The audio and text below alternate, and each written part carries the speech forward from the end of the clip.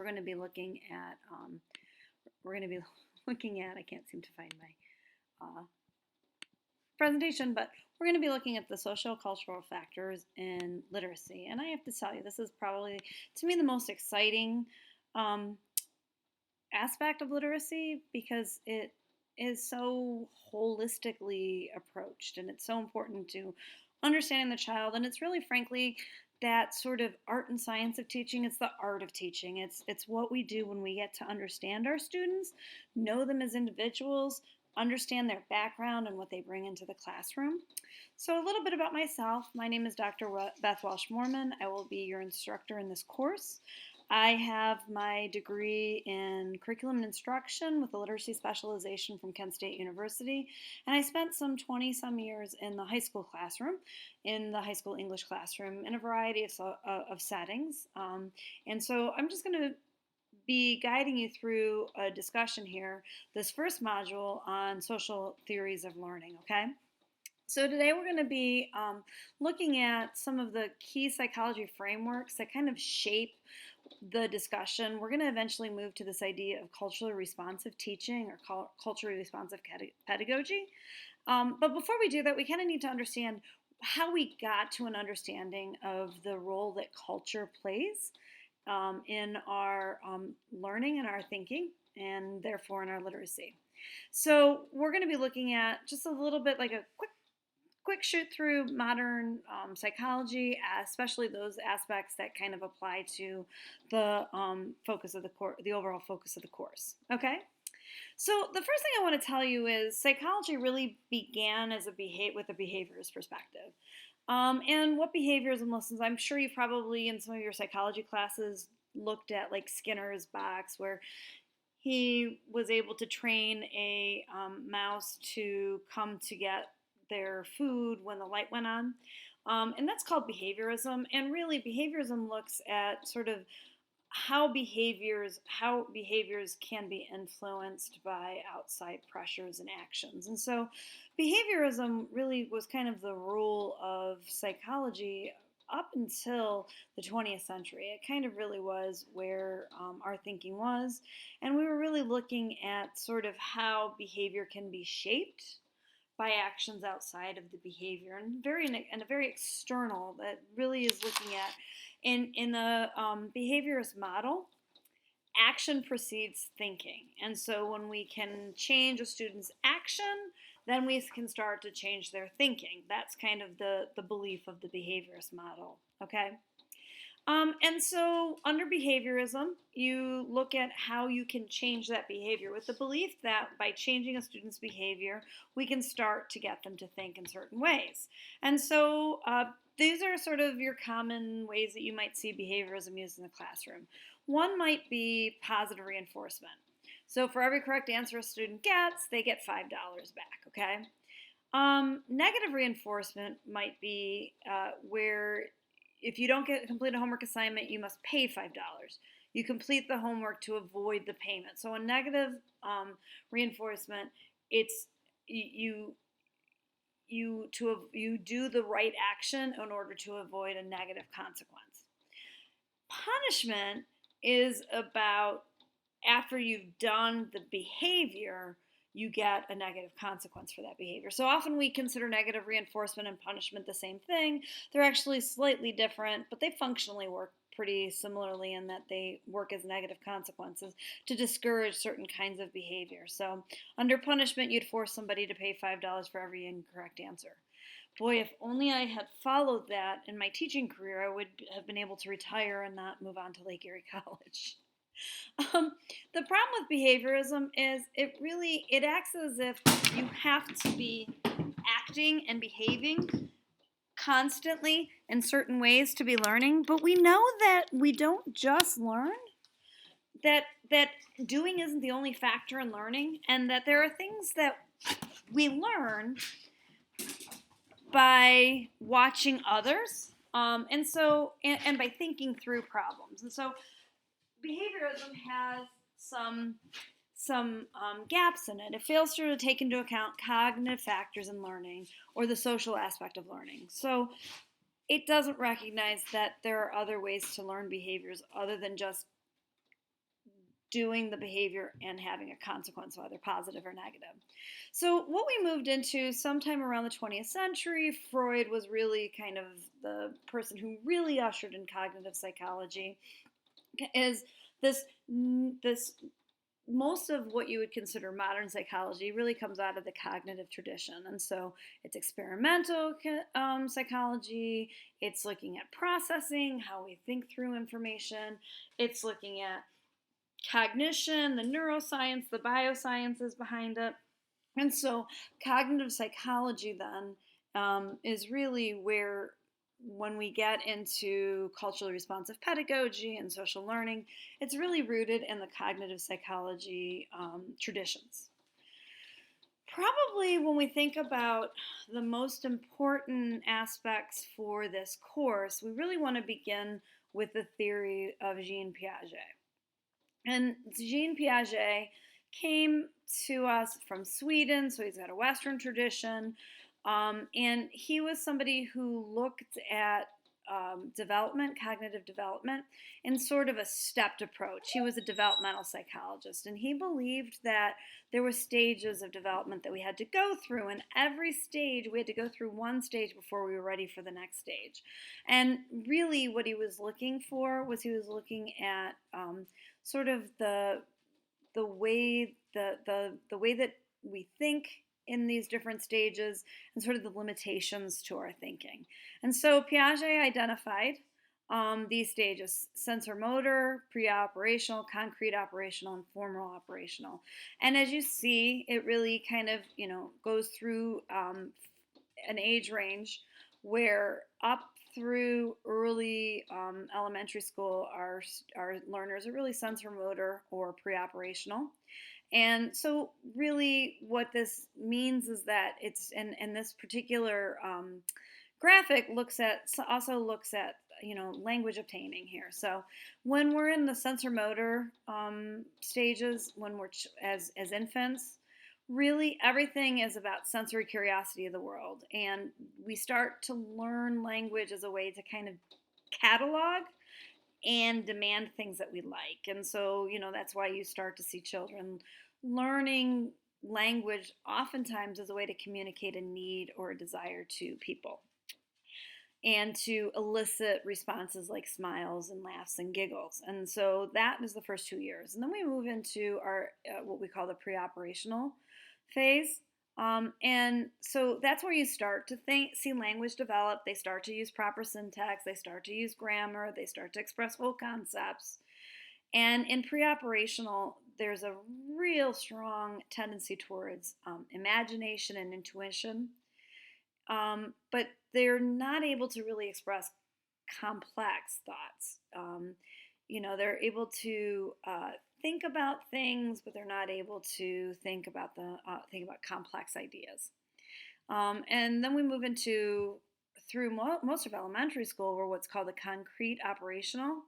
So what happens here is time, space, and quantity are understood as they are applied. They're not independent concepts. So if I'm going to talk about something like the concept of family, I need concrete examples. I'm going to use my own example first, and then maybe as I start to develop other ideas about this concept of family, I need to see it. Maybe it's through literature, maybe it's through conversations with other trying to get rid of that, with other peers, things like that. And then we move into formal operational, which is where we are by end of elementary school through adulthood. And this is where we can start to think about things theoretically, hypothetically. We can talk about counterfactual thinking, divergent thinking. This is where you can start to really build in logic and reasoning. And the concepts that are learned in one context can more easily be applied to another context, okay? So Jean Piaget, I love this quote from him, so I put it up here. I find myself opposed to the view of knowledge as a passive copy of reality. I believe that knowing an object means acting upon it, constructing systems of transformations that can be carried out on or with this object. Knowing reality means constructing systems of transformation that correspond more or less adequately to reality. Well, first of all, I'd like to say I hope it's to reality. But really, if you think about it, if you had a behaviorist approach to learning, we're very passive. The actions, the consequences, they're imposed upon us, and through that imposition, we learn. Piaget says, no, we're not passive. We're not just copying our reality. We're constructing our knowledge. We're using our experiences. We're transforming ourselves and our understandings based on our own experiences, based on how we correspond with others, and with others that could mean with text, that could mean with pictures, that could mean with music, but we're corresponding, we're interacting with the world around us, and through that interaction, we're developing our understandings. So he was very much a belief that knowledge and learning is an active piece of an active process. Now, Lev Vygotsky only lived for about 30 years. He was a peer to Piaget, but really because he was working in Russia right before and then right after the Communist Revolution. Really, his work was not disseminated broadly until well after his death. In fact, until the 1960s, Lev Vygotsky wasn't really understood or seen throughout the world. He died very young. I think he was like 38 or 39 years old when he died. But Lev Vygotsky really started, he built upon what Piaget was saying, but Piaget, we go through those developmental phases, and he saw it as sort of an individual process of development. But Lev Vygotsky was somebody who saw learning as a social practice. So he would argue that it was our interaction with other people, it was our conversations and our discourses that changed us. I'm sorry, I didn't turn off my notifications. That changed us into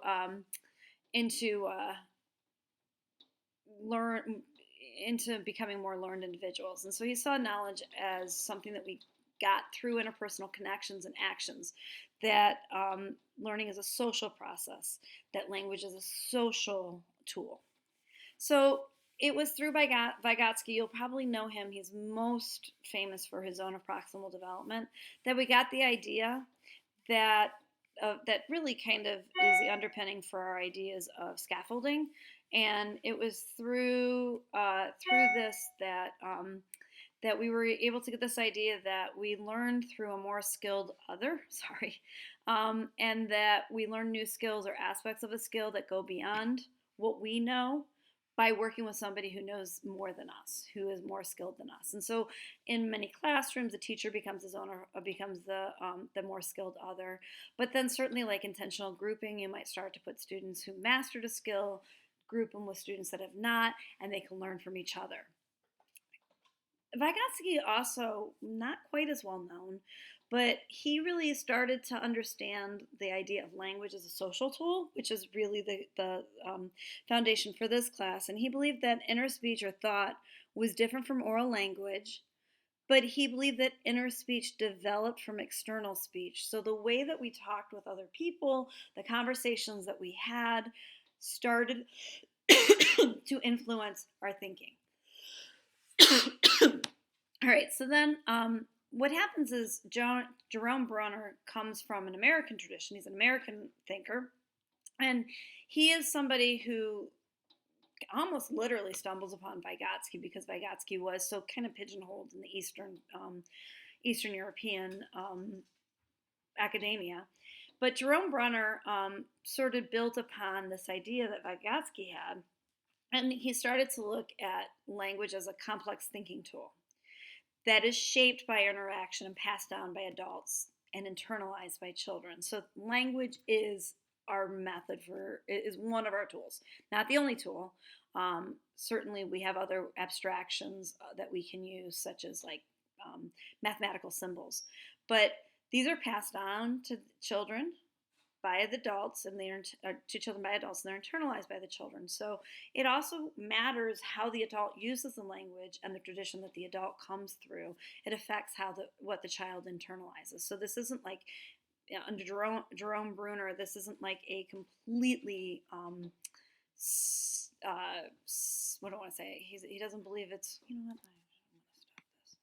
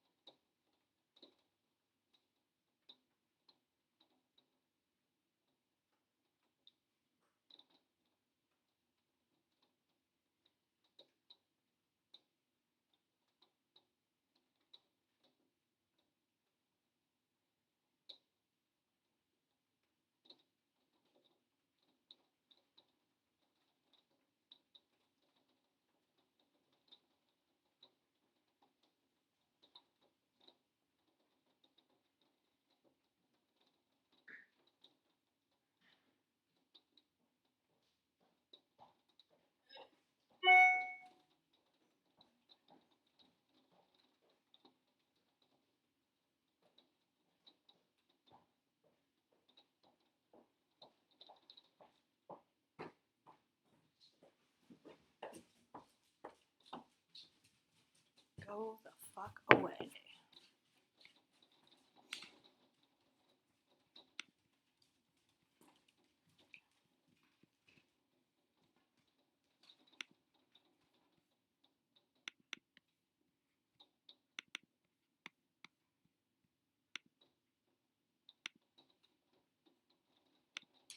Okay, welcome to EMR 504, Socioculture Factors in Literacy.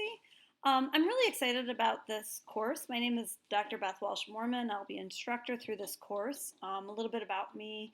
I have received my doctorate from Kent State University in Curriculum and Instruction with a literacy specialization. And I spent 20 some years in the high school classroom teaching English language arts. And I have to tell you that this is by far to me, the most important aspect of literacy, my favorite course to teach, because it's that, there's an art and a science to teaching, and this is all about that art of teaching. It's all about the importance of knowing our students, knowing their background, being able to identify, what they can bring to the classroom so that we can build off of them and see those as strengths, okay? So today's goal is we're going to be moving to this idea of culture responsive pedagogy, which comes into the area of social learning. But in order for us to understand what social learning is, I think we kind of really have to get like a fast review of sort of the major psychology movements that kind of framed this. And so then we're going to end with this idea of social learning theory that really will be the sort of foundational theory on which the class is predicated. All right, so really up until the 20th century, psychology was really, it looked at what our learning was not front and center, it was our actions that were front and center. And so under behaviorism, there was this belief that if we act a certain way, we can begin to think a certain way. And so there was an emphasis on the action.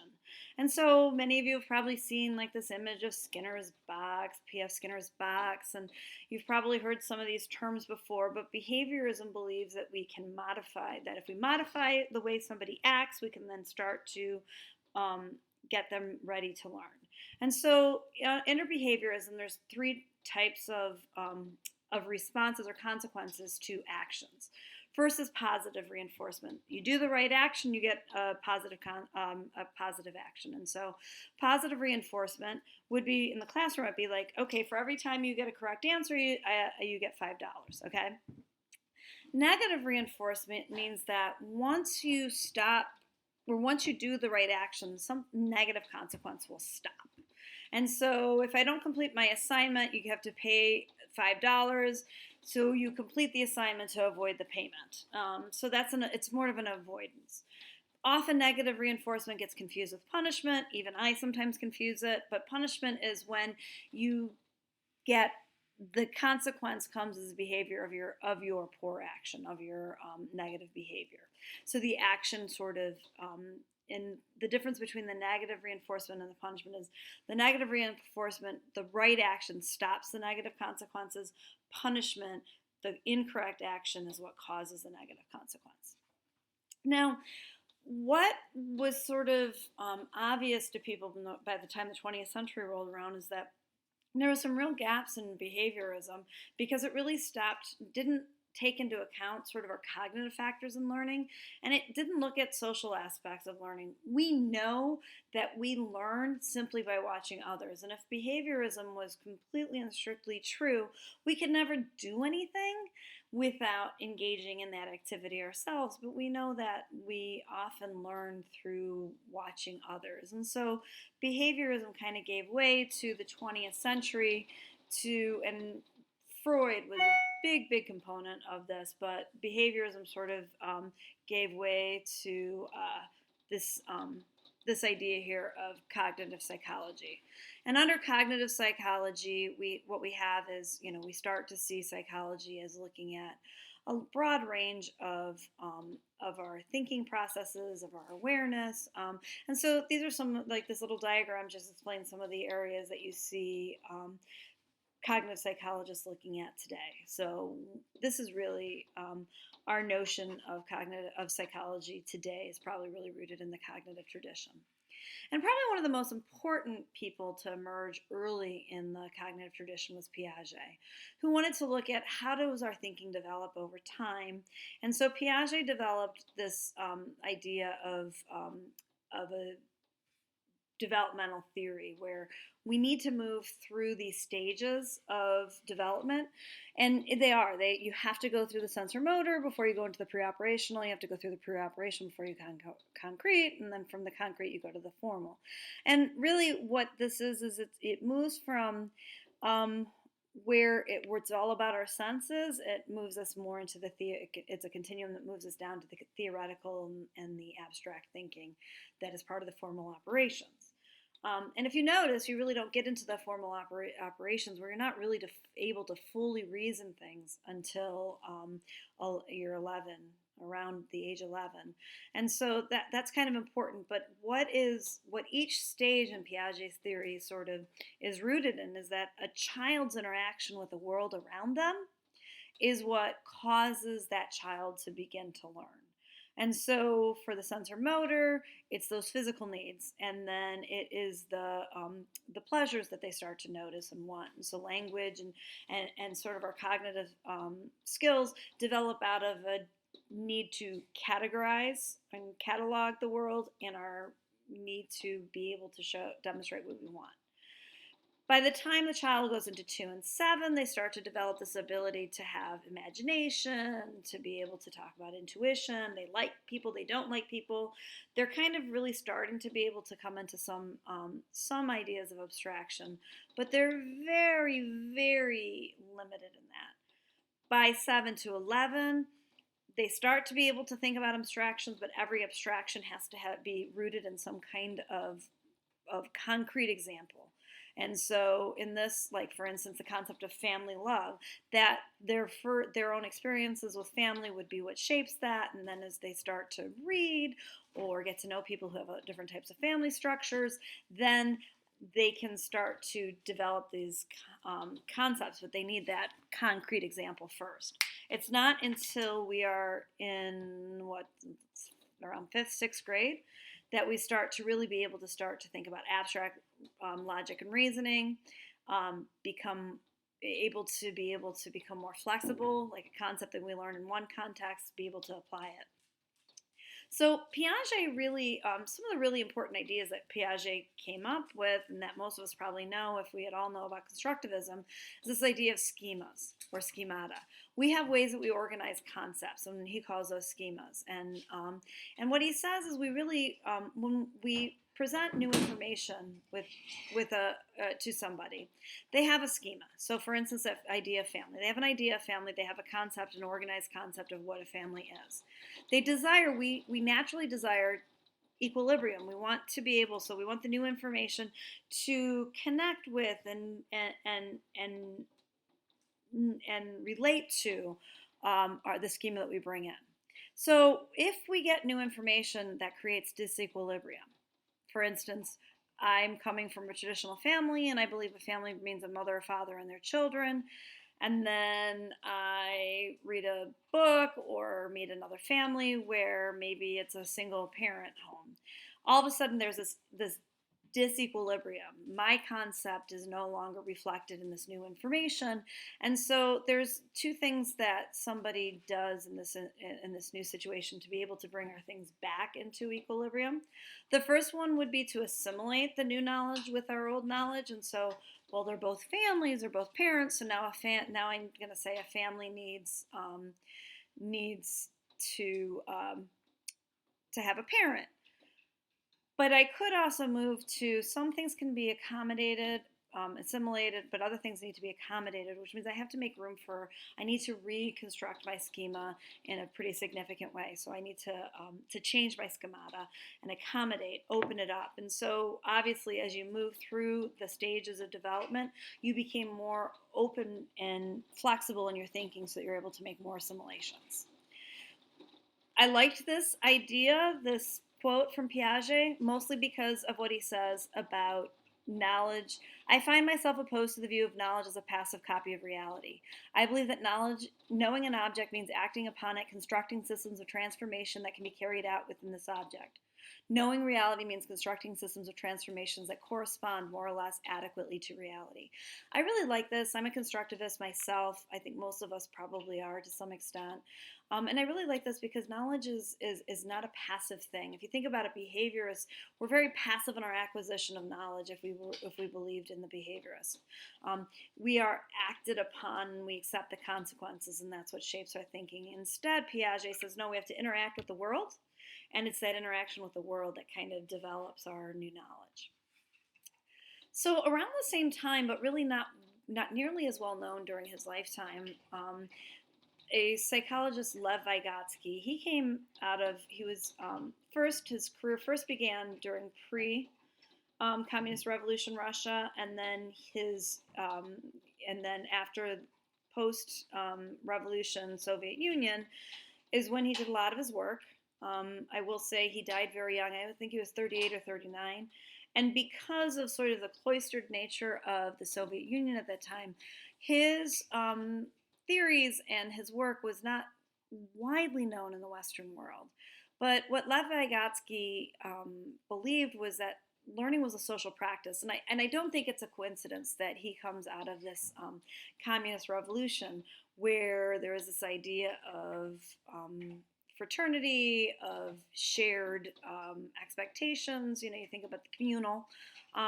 And what he thought was that knowledge is something that we gain through our connections and our actions with other people. So knowledge is rooted in social interaction. So you probably do know Lev Vygotsky for his idea of the zone of proximal development. That's probably something that you learned about in undergrad. And what the ZPD really talks about is that we can learn from somebody who is more skilled than us. And this is kind of the basis for scaffolding and the theories of scaffolding that we have in today's classrooms. And so that we function often as the more knowledgeable other in the classroom, but certainly if you do purposeful grouping, you might have one peer who's more knowledgeable than the other, reciprocal teaching, things like that. And the other thing that Vygotsky is known for is this idea or the starting to connect language and thinking. And so for Vygotsky, he really looked at language as something very different than our thought. These were not the same thing, but they were related. And so he talked about thought as inner speech, but he thought that inner speech developed from external speech. And so this is really important. He really began to see, so he really is important in these early ideas of literacy. Vygotsky really became known to us through Jerome Bruner, who kind of extended Vygotsky's theories. And he looked specifically at the role of language and thinking. And he really thought that language was a complex thinking tool that is shaped by our social interaction and passed down by adults and internalized by children. So he too had this like developmental idea.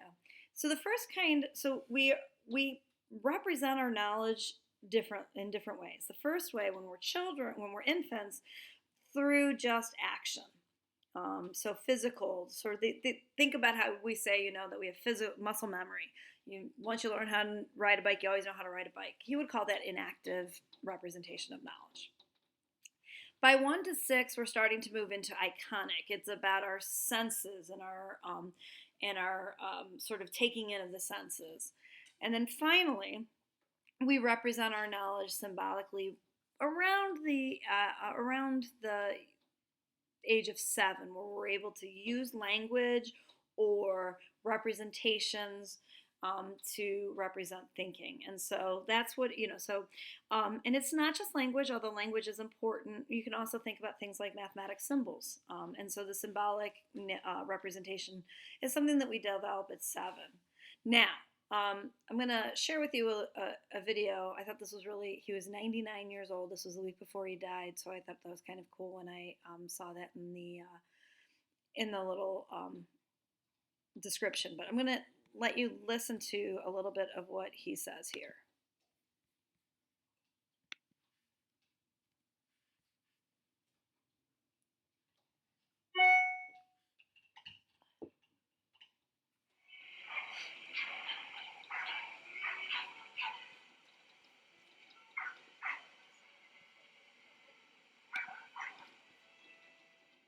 I'm Jerome Bruner, and this man has come to interview me about what the effects of teaching are, what can teaching do for a learner, and I'm about to tell him that the main thing about teaching is that it opens up a wider range of possibility and what's possible. You teach them about something in the past or the present, but you hope that your teaching will have the good effect of leading them into the world of possibility. That's where intelligence lies. And you'll always, it's a risky kind of a business because the fact of the matter is, when people tell you about to ask you about teaching and you say it's about the future, they'll say, oh, but that's too speculative. But that's what teaching should be for, to get you speculating about possibility. We mostly, particularly in the Western world, we like people to stick to the factual, to what goes on now. And I say the main object of teaching and educating is get them to think and share their notions about where this leads, to go beyond the information given.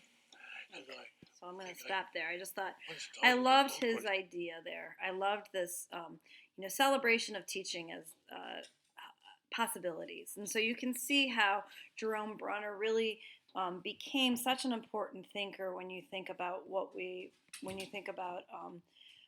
consider constructivist learning theories and the role that project-based learning and inquiry-based learning and a lot of the things that are so important to our teaching practices today. Okay, so I'm sorry. I do not know why I can't get these out, so I'm sorry about that. Let me try over here so I can get this to go. No, bigger. Sorry, you're stuck with them. But Albert Bandura, then, so we had Jerome Brunner, who died in 2015, I believe it is. Albert Bandura is the one who follows in Brunner, and each of these kind of they're building off of the other. And so Brunner was the one who really kind of named social learning theory. And social learning theory is what is the predicate for this course. And really, what he talks about is that we learn from others, that we learn through observation, through imitation, and through modeling. And those others can be texts and literature, but you may have heard he's very famous, the Bobo experiment, and this was an experiment where they put children into a room and they had a control group and then they had two other groups that saw modeling of aggressive behavior against this clown doll. And then after that aggressive behavior of this clown doll, what they do is they put the child, after seeing that modeling of the aggression, they put the child into a room with the doll. And what they find is that the children that were exposed to the aggressive modeling, in fact, were more aggressive with the doll than those who were not. And so it was, really, this was sort of the foundational experiment that really solidified for us this idea of social learning, which is that the child really is influenced by a number of factors, and their learning and their knowledge is influenced by a number of ideas. And so, cultural values, beliefs, and traditions, which Bruner would say are passed on through the language, social interaction with parents, siblings, and teachers, which Bandura would talk about. He was talking about the modeling and the watching of others. And then language and communication skills, which Vygotsky helped us to understand is that there is a connection between language and communicating and our ability to think through and reason. So that's a brief, quick overview of social learning theory, and I just wanted to kind of go over some of what's going to be due. If you look, due dates will all be on Leo, but I wanted you to see some of the things that you're going to do. There's a poem called Where I'm From. This is a great poem to use as an introductory activity for your classes. Helps you to get to know something about your students, and it helps you to see, when you think about social learning, it helps you to see some of those cultural values and also some of those family influences. then I want you to kind of look at Lev Vygotsky because he is so important. I'm going to have you read a very simple article overview of him, and then there are 3 different articles, journal articles. You can read whichever one you choose, and you're going to look at why are Vygotsky's ideas still so important in the literacy classroom. Then I want you to post a response uh, that quotes from the journal article from your reading and respond to at least 2 other classmates' posts. If possible, select a classmate who read one of the other articles so you can get some knowledge of some of the other articles that were available to you. I want you to read the class syllabus. I want you to ask any questions that you might have, and I will give you the cultural interview assignment, which will be due at the end of next class, so you get a chance to read it. I'm also going to upload the final assignment for this class because it'll take you a couple of weeks into the class before you'll feel comfortable doing this assignment. But it's going to take some planning and gives you a chance to kind of start to ask people who might want to be in your group. Okay? All right. So thank you very much, and please let me know if you have any questions. So we'll be in touch throughout this course.